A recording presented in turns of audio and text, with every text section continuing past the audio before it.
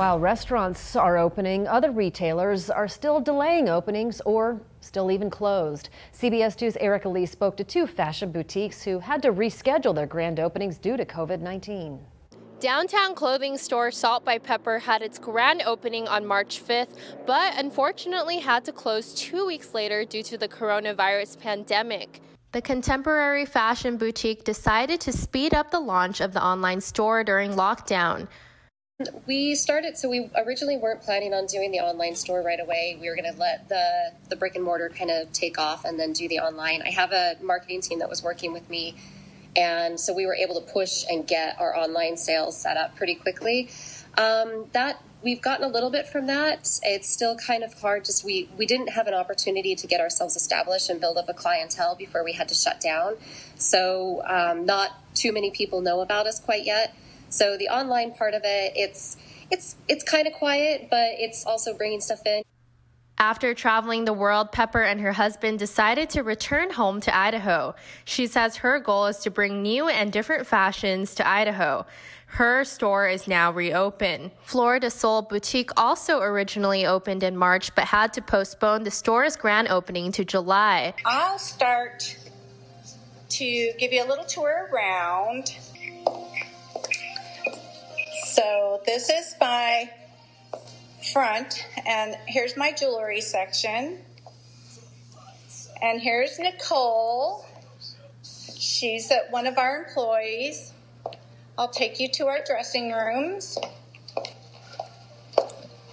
We've enjoyed designing our dressing rooms and getting all the lights and fixtures in it that will help our ladies be comfortable. I created a multi-generational store so that moms and daughters can both have an experience together. So you'll have to come to my grand opening. It's July 9th. We're going to have hors d'oeuvres, champagne, and a jazz band. The owners want to thank the community for the solidarity and support that they have received during this time. Erica Lee, CBS 2 News. Well, Independence Day is just 6 weeks away, and Treasure Valley communities are already planning how to celebrate without compromising your health. And tonight, CBS 2's Trevor Fay uncovers what Middleton's mayor and the city council have planned for the 4th of July. As communities continue to recover from the first wave of the coronavirus, leaders are deciding how best to celebrate upcoming holidays. And here in Middleton, the story is no different.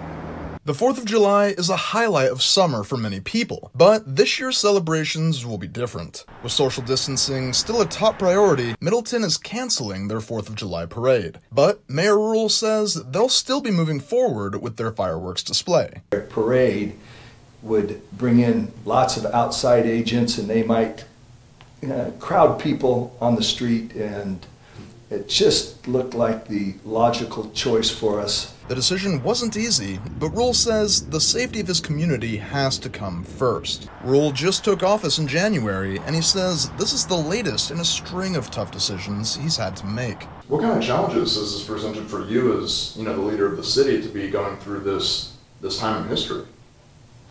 I could have picked a better time to run for mayor, let me put it that way.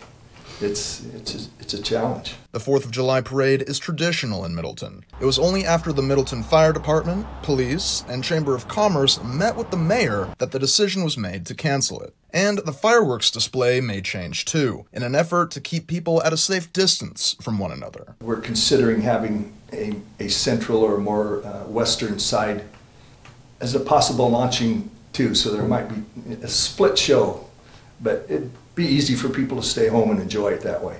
Mayor Rule and city leaders are still working out the final details. As protests pick up in Hong Kong, China is cracking down with a national security vote that would essentially undo the one country, two systems agreement promising Hong Kong's autonomy until 2047. Activists begging the U.S. to intervene. If you save us and stop China's aggression, you also save the world. The message from top officials in Beijing: stay out of our affairs. It has come to our attention that some political forces in the U.S. are taking China-U.S. relations hostage and pushing our two countries to the brink of a new Cold War. China is also where the coronavirus is believed to have originated, with continued charges by the United States and others of an initial Chinese cover-up, as the president told Full Measure's Cheryl Atkinson. It's a very terrible thing, and they could have stopped it if they wanted to. They could have stopped it. Either it was incompetent or they didn't want to. Both are not very acceptable, by the way. The White House is now pushing for less reliance on China and to bring more manufacturing back into this country. But for now, some experts worry the U.S.-China relationship is the worst it's ever been, which could make things complicated for both countries. We trade almost $1 trillion worth of goods and services with each other each year. We have thousands of factories in China that support American jobs. Still, Scott Kennedy says China is backing down on promises it made, and the U.S. and others feel the Chinese Communist Party should be held responsible, but is concerned the standoff could involve military involvement down the road. You imagine two bullies in the back alley, neither one wanting to back up when the other punches it in the shoulder. And so you're seeing this escalation. The worry now of what's to come, with little sign of either country backing down. I'm Christine Frizzau reporting. We are now in the final hours, your last chance to request a mail-in ballot for the Idaho primary. Now, some people, including the president, have questioned the security of voting by mail. CBS 2's Haley Kramer talked to the people handling the vote in Idaho about what they're doing to make sure your vote is secure. Idaho never operated under a mail ballot system. We've always had some aspects of being able to move ballots by mail through what we call absentee voting. Idaho's Chief Deputy Secretary of State Chad Hauk says it's important to distinguish between mail-in voting being done in other states and what the state of Idaho has always done. Absentee voting has been in statutes. It was there before COVID.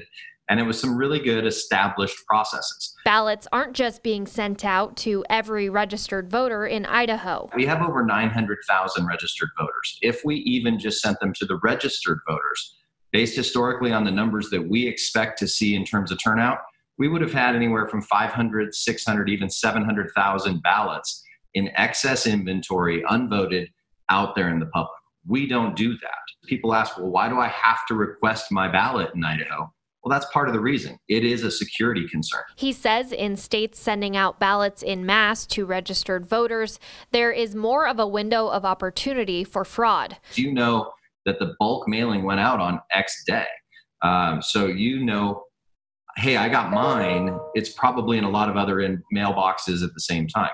Here, you'd actually have to know when your neighbor requested that ballot to be able to go and wait for it to arrive. Hauk says there have only been a handful of cases of voter fraud in Idaho over the last 30 years. That being said, there is an extensive process to make sure your vote is secure. First, you request your ballot. It's on a form with all of your voter information.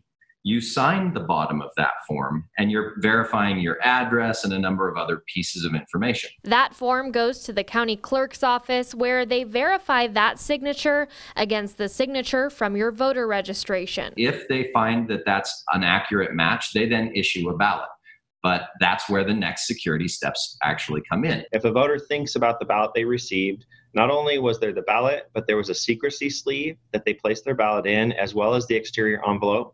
So we'll do the signature verification on the exterior envelope first and receive that ballot into our system so that we can reconcile and match the list of registered voters with the ballots that we've received. If there is a questionable signature, your county clerk's office will reach out to make sure you did in fact send that ballot. After that, they'll open the exterior envelopes and remove the secrecy sleeves from them. Then we'll go back through and remove the ballot from the secrecy sleeve. That's an intentional two-step process, so that the person opening doesn't get to see who the person voted for. Haley Kramer, CBS 2 News.